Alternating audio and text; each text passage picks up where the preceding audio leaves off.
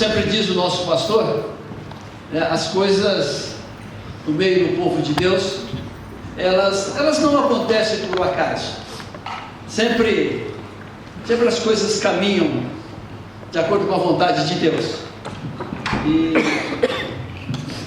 E um desses hinos que nós cantamos, os irmãos vão ver, tem muito a ver com aquilo que nós vamos meditar hoje. Amém.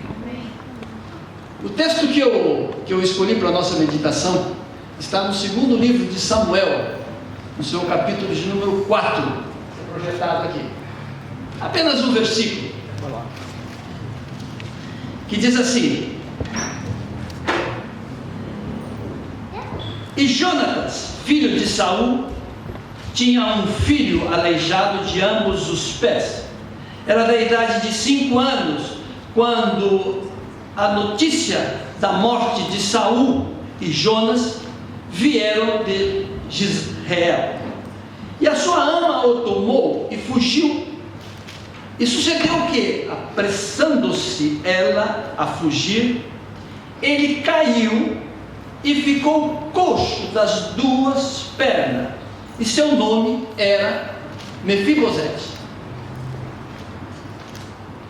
Por algum tempo, irmãos, algo vem me inquietando dentro das igrejas. E essa minha inquietação vem até por conta das mensagens que vem sendo pregado dentro das igrejas. É claro que não é o nosso caso aqui. E por coincidência, esta semana, nosso irmão Marquinhos, ele postou no Facebook uma pregadora bastante esquisita, com uma roupa assim muito esquisita, falando da palavra de Deus e trazendo também uma mensagem muito esquisita. Chegou até a ser engraçado aquela mensagem daquela mulher, né? Muito esquisita. Tem até um nome também esquisito. Aliás, eu gostaria de dizer para os irmãos e para o Marquinhos que todos, e também a todos que viram o vídeo, e mesmo que dizer que esse fato dessa situação, até mesmo engraçada, que nós vemos alguns pregadores falar dentro das igrejas, não pegou Deus de surpresa. Não está pegando Deus de surpresa. Eu disse exatamente isso na nossa reunião de quarta-feira. Eu me reúno na quarta-feira lá na casa da nossa irmã Jaqueline, para nosso estudo bíblico. Eu disse a ela e aos que estavam lá presentes, que todos esses absurdos que nós vemos acontecer dentro das igrejas não está pegando Deus de surpresa. E eu citei um texto bíblico que está no livro do profeta Oséias. Deus falou pela boca do profeta Oséias que tudo isto iria acontecer. Todos esses absurdos que nós vemos dentro das igrejas, todas essas mensagens esquisitas que nós vemos dentro das igrejas, essas atitudes às vezes esquisitas que alguns irmãos têm dentro das igrejas, não pegou Deus de surpresa. O texto de Oséias 4:6 diz o seguinte: Meu povo foi destruído por falta de conhecimento. Uma vez que vocês rejeitaram o conhecimento, eu também os rejeito como meus sacerdotes. E Deus continua no texto dizendo de quem é a culpa de todas essas esquisitices que nós vemos dentro das igrejas. No verso 7 e no verso 8, ele diz assim: Quanto mais aumentam os sacerdotes, mais eles pecam contra mim. Trocam a minha glória por algo mais vergonhoso. Eles se alimentam dos pecados do meu povo e tiram proveito disto. Os irmãos estão vendo? Então toda essa esquisitice que nós vemos dentro das igrejas não pegou Deus de surpresa. Deus falou isso mais de 1000 anos atrás, muito mais, 2.500 anos atrás. Então, para Deus não é novidade o que está acontecendo, essas maluquices que nós vimos aí nos Facebook das vidas aí. Mas a minha inquietação não é por conta dessas maluquices que a gente vê aí nos Facebook da vida aí. Ela vem por conta muitas vezes de alguns pregadores desigrejados, assim eu digo, que estão usando as redes de comunicação, principalmente os Facebook, para trazer as suas mensagens. São pregadores muitas vezes com aparência de sério, mas que não são sérios. São pastores desigrejados que pregam por um grupo de ovelhas também desigrejadas, perdidas e espalhadas por esse mundo afora. E o discurso desses pastores desigrejados que usam o Facebook ou que usam as internets da vida é sempre o mesmo. Eu anotei aqui alguns. Tudo posso naquele que me fortalece. Esse é um discurso. O outro: aproveite tudo que Deus dá. A melhor maneira de se viver é cuidar de você mesmo.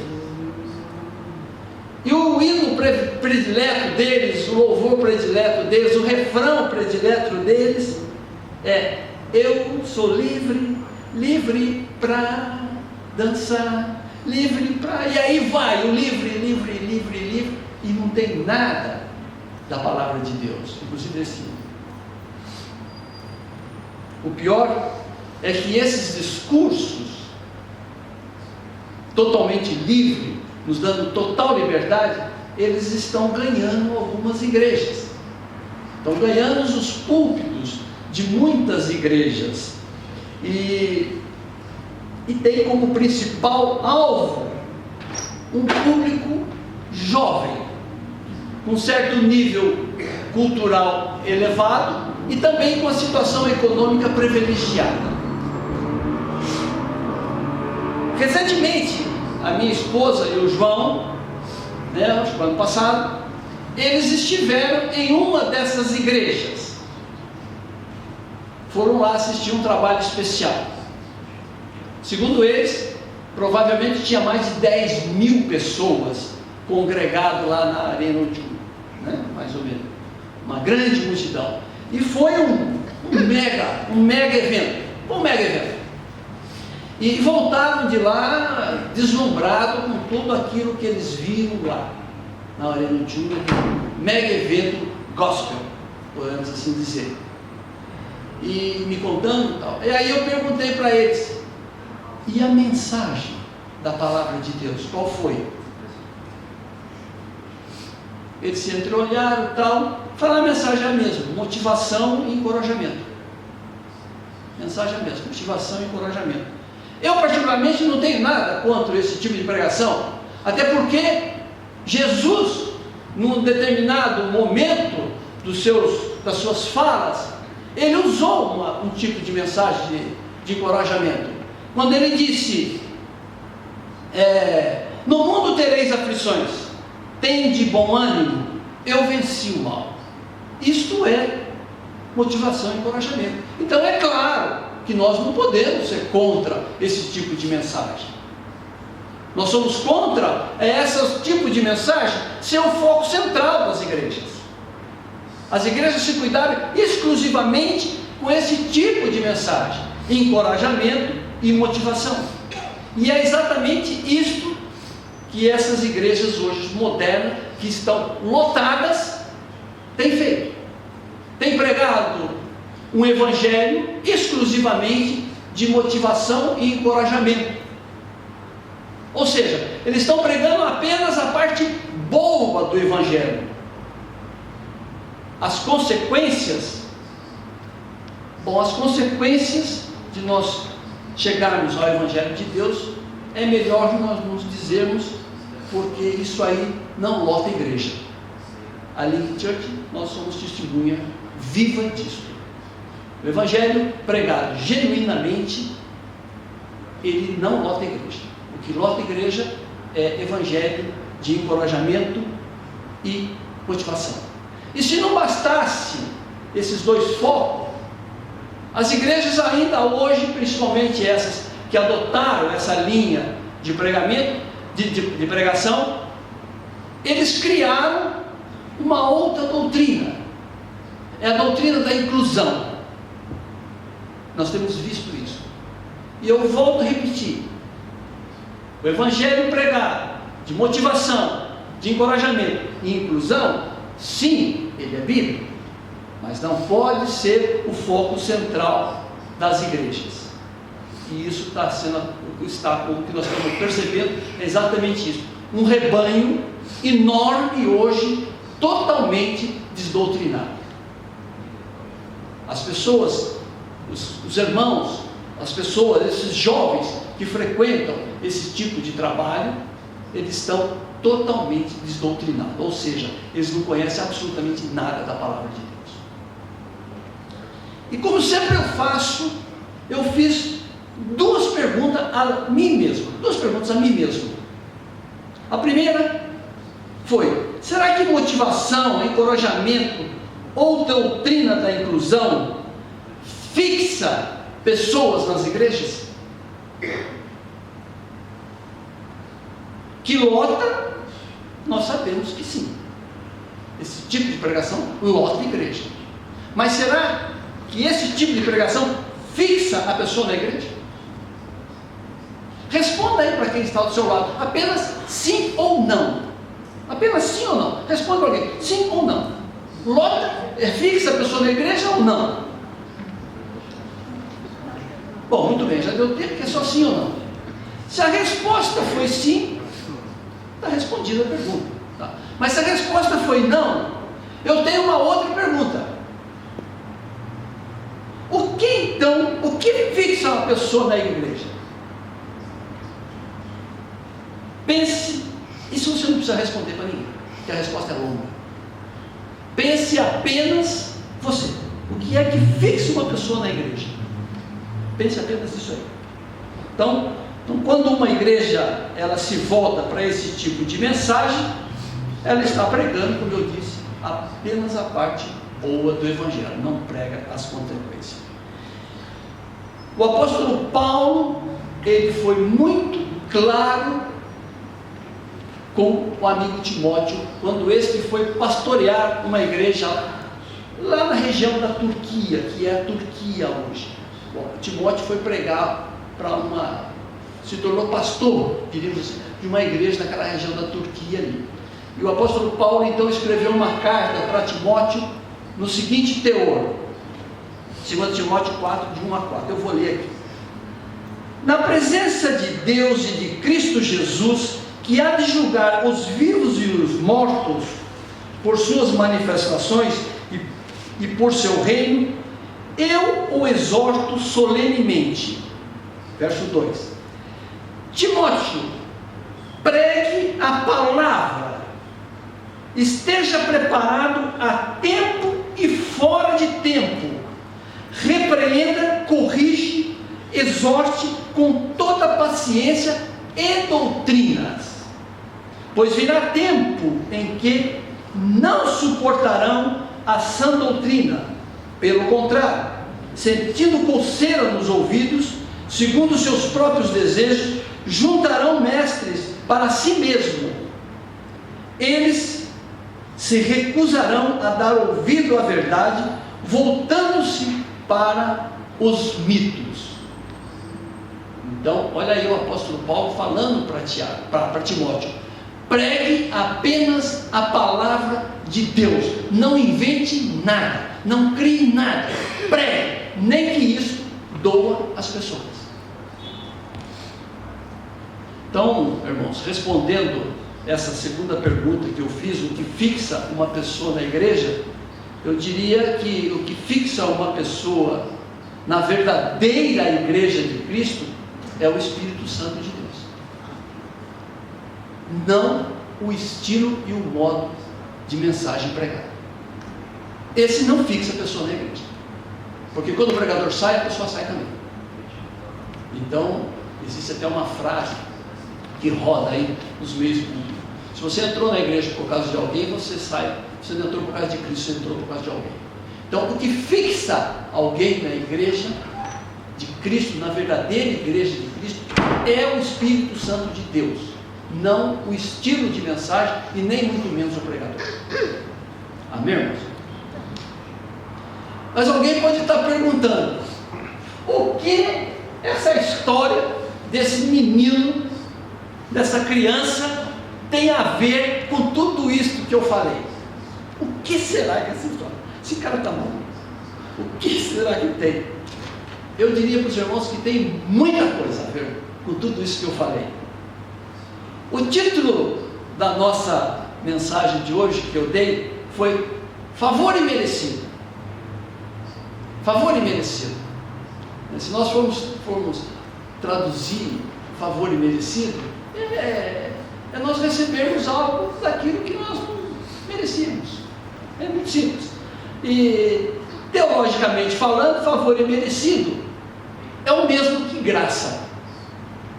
Teologicamente falando, é o mesmo que graça. É você receber algo de graça que você não merecia. Isto é favor imerecido. Isto é a doutrina da graça. A doutrina da graça, sem sombra de dúvida, é a espinha dorsal da nossa fé.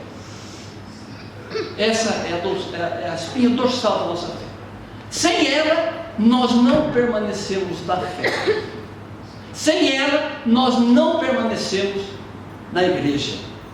Ela é que nos traz e nos fixa dentro da igreja visível, não o estilo de pregador, uma mensagem. O próprio apóstolo Paulo, ele falou isso: pela graça sois salvos mediante a fé, e isto não vem de vós, é dom de Deus. É Deus que nos dá a fé. É isso, é dom de Deus. Mas isso é isso. Na Bíblia, do Gênesis ao Apocalipse, ela está de capa a capa. Nós temos várias histórias que nos demonstram essa maravilhosa doutrina, que é a doutrina da graça, ou a doutrina do favor imerecido, como alguns preferem dizer. Nós temos inúmeros textos falando dela, e muitas vezes nós lemos e nos passa despercebido, e nós nem percebemos que aquele texto, aquela história está falando justamente da doutrina da graça, ou do favor imerecido de Deus para conosco. E é exatamente a história disso aí. Foi então com base nisso que eu escolhi para a nossa meditação essa história dessa criança chamada, com esse nome um pouco esquisito para nós, chamado Mefibosete. Então vamos entrar no contexto da história. Quando eu li essa história pela primeira vez, há muito tempo atrás, realmente me veio à mente uma pergunta. Eu nem era pai, claro, não tinha nem projeto de ser pai ainda. Puxa vida, como essa criança deve ter sofrido? Como essa criança deve ter sofrido? Para nós entendermos um pouco do sofrimento de Mefibosete, nós temos que entender a sua história. Nós temos que entrar no contexto da história de Mefibosete. E no contexto é muito claro. Mefibosete nada mais era do que neto do primeiro rei de Israel, de Saul, e filho de Jonatas. Até os 5 anos de vida desse garoto, ele viveu à sombra do rei, do poderoso Saul de Israel. Vivia no palácio de Saul, e as mordomias de Mefibosete eram tantas dentro da casa de Saul, que Saul designou para cuidar de Mefibosete uma babá, uma mulher para cuidar de Mefibosete. E Mefibosete corria para lá e para cá sobre o cuidado daquela babá. E a história continua. Só que toda essa mordomia, diríamos assim, de Mefibosete, um dia veio para o chão. Ele perde essa mordomia. Seu avô, Saul, por conta do seu desgoverno, por conta de se distanciar de Deus, ele vai para um combate. E nesse combate, não só ele morre, como também o pai de Mefibosete, Jonatas, morre nesse combate. Os dois morreram. O rei, o primeiro herdeiro, o primeiro na sucessão do trono de Saul, e sobrou o garoto Mefibosete, de 5 anos. Mas o costume da época era que, quando um rei era morto em combate, aqueles que o mataram, aqueles que o prenderam e mataram, exterminava toda a família daquele rei, todos os familiares, não sobrava um, para não ter perigo desse um que sobrou querer reivindicar um dia o trono. Esse era o costume da época. Matava-se todo mundo da família, não sobrava ninguém. A babá de Mefibosete sabia disso.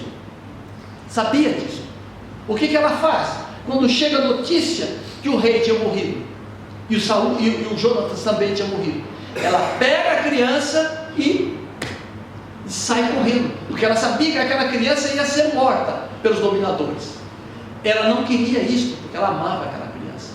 Ela foge com a criança, e nesse corre-corre dela, provavelmente, isso é fruto da minha imaginação, provavelmente ela tropeça, cai sobre essa criança. A queda foi tão violenta que provavelmente também uma lesão na coluna dessa criança pode ter acontecido. E essa criança ficou paraplégica.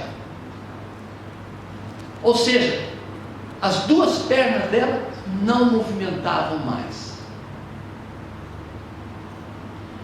O que fez então a babá para evitar a morte dessa criança? Ela foge para uma terra muito distante. Ela foge para uma terra muito distante, o texto diz. E essa terra chamava Lodebar. A Bíblia, ela não nos fala muita coisa desse lugar chamado Lodebar. Mas eu fui pesquisar. Que lugar era esse que essa babá foi se esconder com essa criança paraplégica?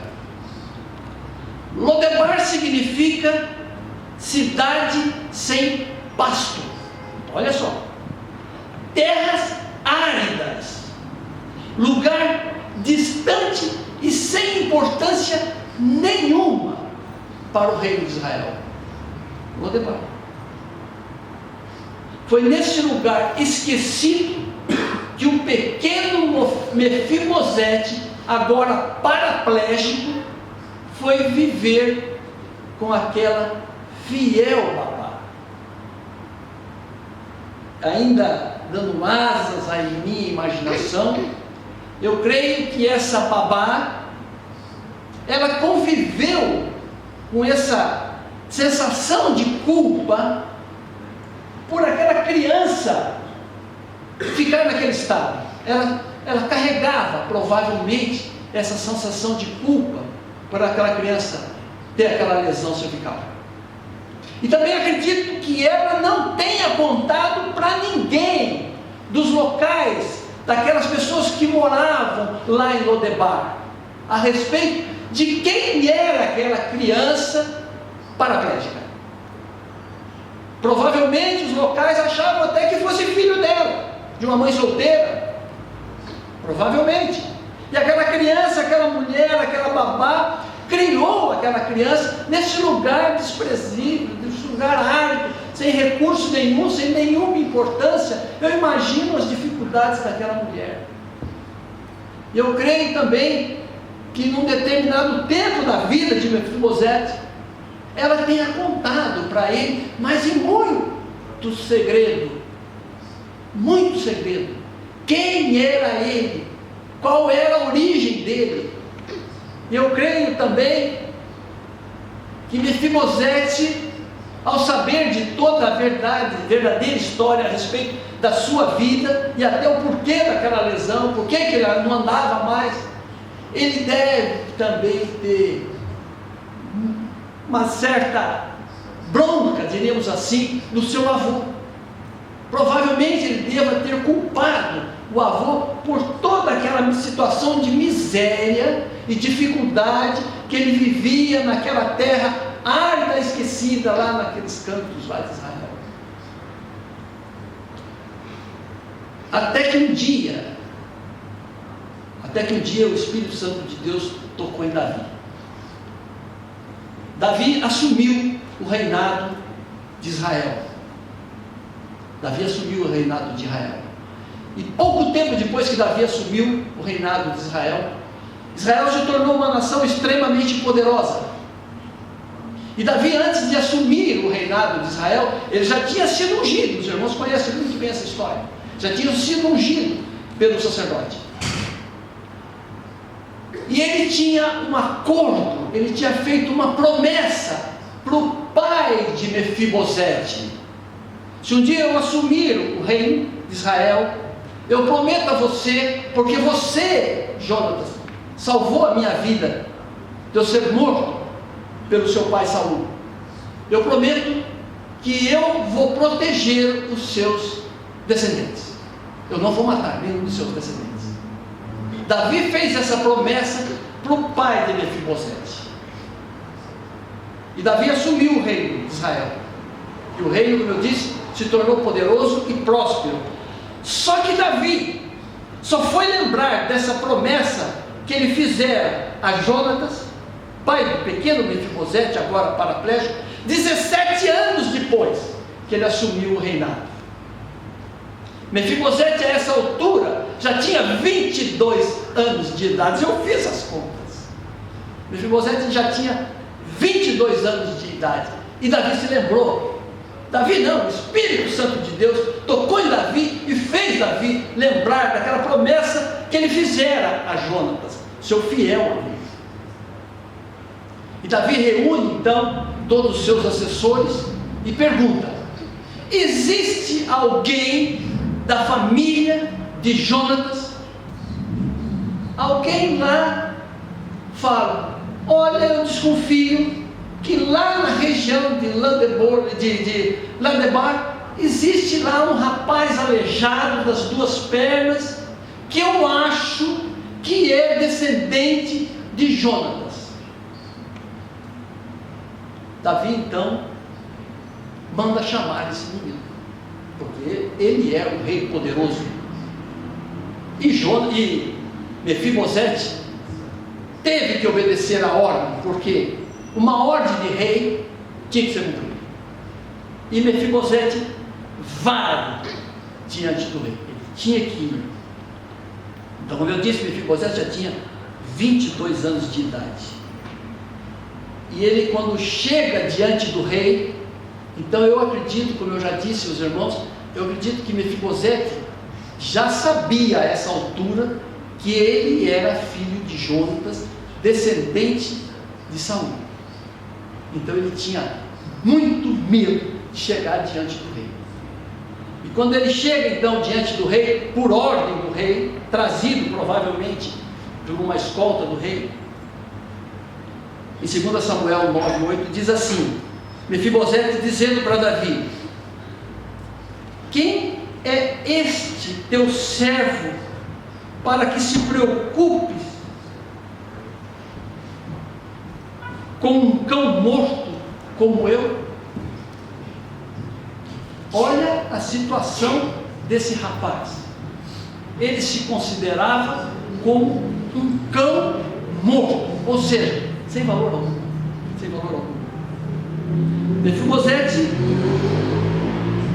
ele não sabia, aliás, Mefibosete sabia que ele não tinha, até por conta porque as leis diziam que uma pessoa com deficiência física não podia assumir o trono. Então Mefibosete sabia disso. Mefibosete sabia também que, se o rei soubesse que ele era filho de Jonas, descendente de Saul, ele poderia ser morto. Ele sabia de tudo isso. Por isso ele chegou diante do rei extremamente humilhado e muito baixo mesmo. Mas Mefibosete não sabia da relação que existia entre Davi e Jonas. Mefibosete não sabia, nem a fiel babá sabia disso. Eles não sabiam. Suas famílias também. E rei então, no contexto da história, o rei então chega a Mefibosete e fala: eu, Davi, restituirei a você tudo aquilo que pertenceu ao seu avô e ao seu pai, Jonas. Eu, Davi, o rei, vou restituir você de tudo aquilo que pertencia à sua família. E digo mais: você a partir de hoje irá tomar assento na minha mesa e comerá comigo, e será como um filho meu, e viverá novamente no meu palácio.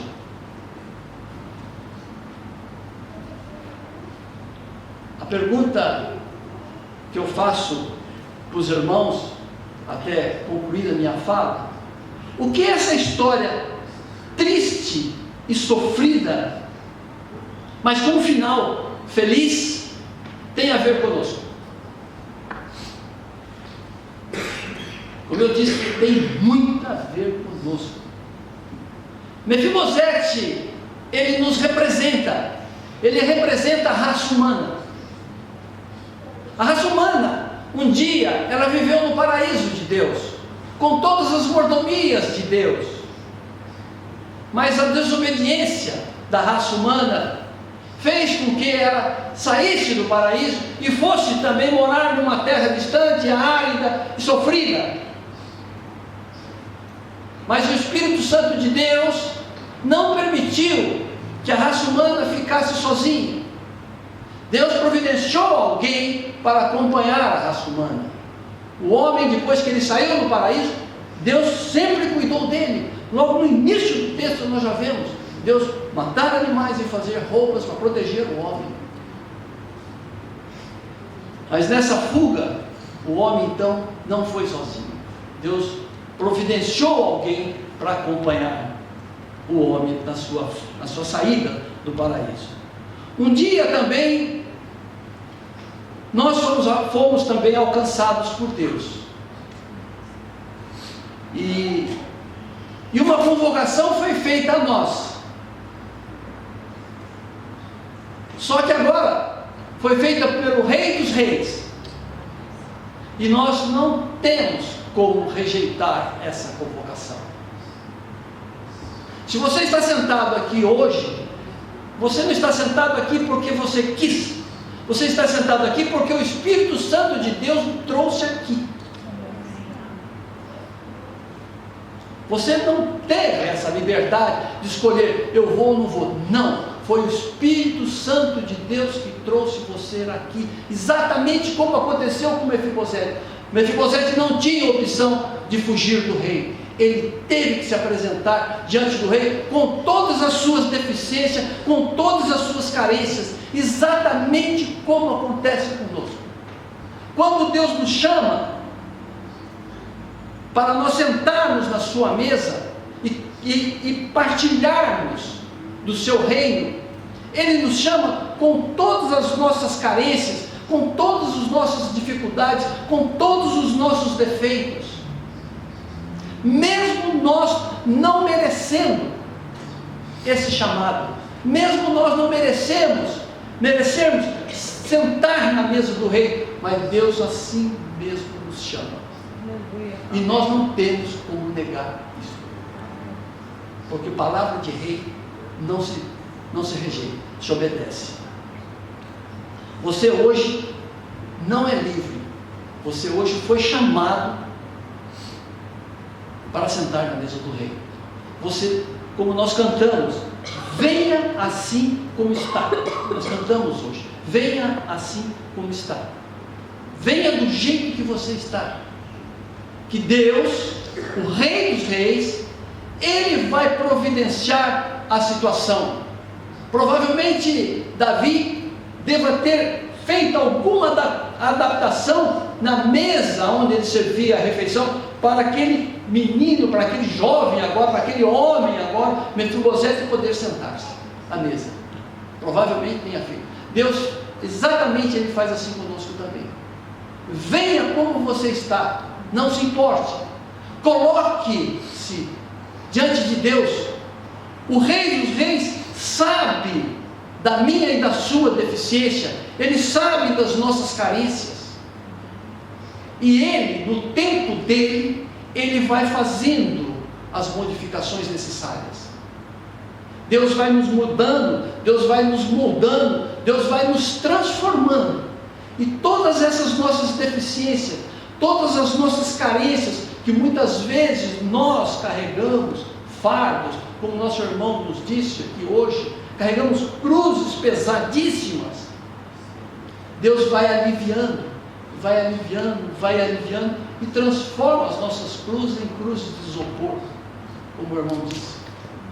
Então, meus irmãos, o meu apelo é esse: você não está aqui porque você quis, você está aqui porque o Rei dos Reis o convocou para estar aqui. Venha como está, venha como está, e coloque-se diante do rei, como, assim como fez Mefibosete, sem arrogância, sem prepotência, sem reivindicar nada, porque nós não temos direito de reivindicar nada. Coloque-se diante de Deus, e Deus irá fazer o serviço que compete a Ele. Amém, irmãos? Vamos ficar em pé e agradecer a Deus.